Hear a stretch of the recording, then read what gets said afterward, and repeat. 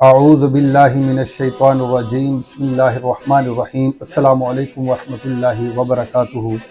ہمارے اس سلسلہ حج و عمرہ میں آج کا سوال ہے کہ طواف کی سنتیں کیا ہیں؟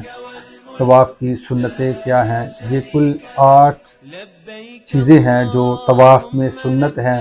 نمبر 1، استوا کرنا یہ سنت ہے، یعنی دایاں کندھا ننگا کرنا، یعنی احرام والی چادر کو دائیں کندھے کے نیچے، دائیں بازو کی بغل کے نیچے سے اس طرف اوڑھ لینا، اس طرح کہ یہ دایاں کندھا ننگا ہو جائے، یہ سنت ہے۔ اسی طرح طواف کے پہلے 3 چکروں میں رمل کرنا، یعنی سینہ باہر نکال کے چھوٹے چھوٹے قدم چلنا اور قدرے پہلوانوں کی طرح چلنا، اس طرح کہ گویا جیسے کوئی اکڑ کے چل رہا ہو، اس کو رمل کہا جاتا ہے۔ تو یہ رمل کرنا طواف کے پہلے 3 چکروں میں یہ سنت ہے۔ اسی طرح آخری 4 چکروں میں رمل نہ کرنا، اس میں رمل کو ترک کر دینا، یہ سنت ہے۔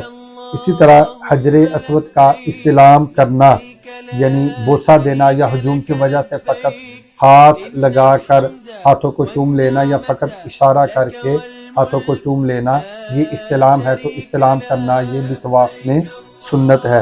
اسی طرح حجر اسود سے طواف کے چکر کی ابتدا کرنا، یعنی طواف کی جو ابتدا ہو وہ حجر اسود سے ہو، حجر اسود کی سیدھ سے طواف کی ابتدا کرنا یہ بھی سنت ہے۔